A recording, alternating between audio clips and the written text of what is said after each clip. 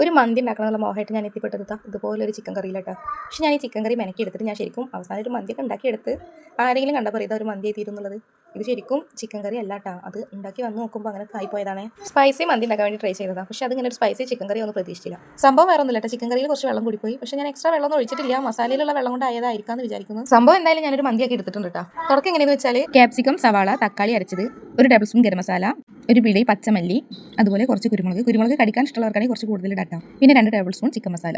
കഴിഞ്ഞിട്ടില്ല, കുറച്ച് sunflower oil, മല്ലിച്ചപ്പ്, കുറച്ച് ഉപ്പ് ഞാൻ പെട്ടെന്ന് ഓർമ്മയില്ലാതെ ഇട്ടാം. കാരണം മാഗി ക്യൂബ് ഇടുമ്പോൾ ഉപ്പിൻ്റെ ആവശ്യം നമ്മൾ കുറച്ച് കുറക്കണം. പക്ഷേ ഞാൻ ശ്രദ്ധയില്ലാതെ ഇട്ടുപോയി.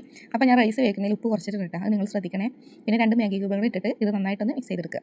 മിക്സിംഗ് ഒക്കെ കഴിഞ്ഞപ്പോഴായിട്ട് ഞാനൊരു കാര്യം ശ്രദ്ധിക്കുന്നത്, ചിക്കനൊക്കെ വെള്ള കളറായിട്ട് ഇരിക്കണം. അപ്പോൾ ഞാൻ കുറച്ച് മഞ്ഞൾപ്പൊടി, മുളകും പൊടി കൂടി ആഡ് ചെയ്ത് കൊടുത്താൽ ശരിക്കും ഇതിൽ അതൊക്കെ ഇടുമെന്ന് എനിക്കറിയില്ല. പക്ഷേ ഞാനതൊക്കെ ഇട്ട് കൊടുത്ത് പിന്നെയാണ് ടേസ്റ്റ്. ഞാനത് ഗ്യാസ് വെച്ചിട്ട് അടച്ച് വെച്ച് വേവിച്ചൊരു തുള്ളി വെള്ളം പോലും ഒഴിക്കാതെ നോക്കി നോക്കുമ്പോൾ അത് ശരിക്കും ഒരു ചിക്കൻ കറി മാറി. പിന്നെ ഞാനൊന്നും ആലോചിച്ചിട്ട് ഒരു പാത്രത്തിൽ ആ ഗ്രേവി ഒക്കെ കോരി എടുത്ത് പിന്നെ ഞാൻ തീരുമാനമൊക്കെ മാറ്റി ചിക്കൻ കറി നെയ്ച്ചോറാക്കിയാലെന്നൊക്കെ വിചാരിച്ചിട്ടാ. പക്ഷേ ഞാൻ എന്തായാലും ഇതിന് മെനക്കെട്ട് ഇറങ്ങിയല്ലേ. അപ്പോൾ പിന്നെ എന്തോ ഒരു ധൈര്യത്തിലാണ് നിന്ന് കുറേ ഗ്രേവി ഞാനൊരു പാത്രത്തിലേക്ക് കോരി എടുത്തിട്ടാ. ബാക്കി ഞാൻ അതിൽ തന്നെ വെച്ച് റൈസ് പിന്നെ ഞാൻ ഓൾറെഡി സെറ്റാക്കി വെച്ചിട്ടുണ്ടായിരുന്നു. പിന്നെ ഉപ്പ് ഞാൻ കുറച്ചിട്ടാണ് ഇട്ടത്. കാരണം മാഗി ക്യൂബ് ഉപ്പും കൂടി ഞാൻ മസാലയിൽ ആഡ് ചെയ്ത് കൊടുത്തുകൊണ്ട് റൈസിൽ ഞാൻ അധികം ഉപ്പ് ചേർത്തിട്ടുണ്ടായിരുന്നില്ല കേട്ടോ.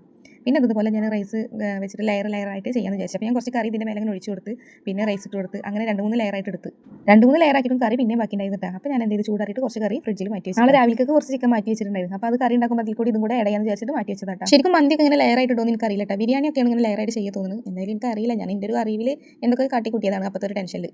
ബാക്കി ഇത് ഇത്രയും ഗ്രേവി ഉണ്ടായിരുന്നിട്ടാ. അത് പിന്നെ ഞാൻ ഫ്രിഡ്ജിൽ വെച്ച് അങ്ങനെ മന്തിൻ്റെ ഫൈനൽ ലുക്ക് എത്തിയിട്ടാ. ശരിക്കും ഈ ചക്ക വീണ് മൊയിൽ ചെത്തുന്നൊക്കെ പറയില്ലേ, അതേപോലത്തെ ഒരു അവസ്ഥയായിരുന്നു കേട്ടോ. ശരിക്കും ഇത് മന്തിയല്ല ബിരിയാണിയില്ല, അങ്ങനത്തെ വേറെ എന്തോ ഒരു ഐറ്റം മാറിയിട്ടാ. എന്തായാലും നല്ല ടേസ്റ്റ് ആയിരുന്നു. ഞാൻ ഒരിക്കലും പ്രതീക്ഷിച്ചില്ല ഇത് ഇത്രയും പെർഫെക്റ്റ് ആയിട്ട് കിട്ടുന്നിട്ടാ. കാരണം അത്രയും ഗ്രേവി ബാക്കി ഉണ്ടായിട്ട് ഞാനത് ഒഴിവാക്കണം, എന്താ ചെയ്യേണ്ടതെന്ന് അറിയാതെ കുറേ അതിലൊക്കെ കോരി ഒഴിച്ചിട്ടുണ്ട്. പക്ഷേ എന്തായാലും നല്ല ടേസ്റ്റ് ഉണ്ടായിരുന്നു. ചിലപ്പോൾ ഇനി വെച്ച് എനിക്ക് ഇതുപോലെ റെഡി ആവുമെന്ന് അറിയില്ല.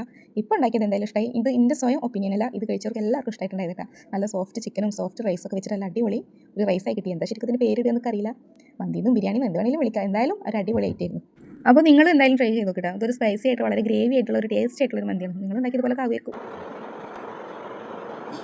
എങ്ങനെയുണ്ട്?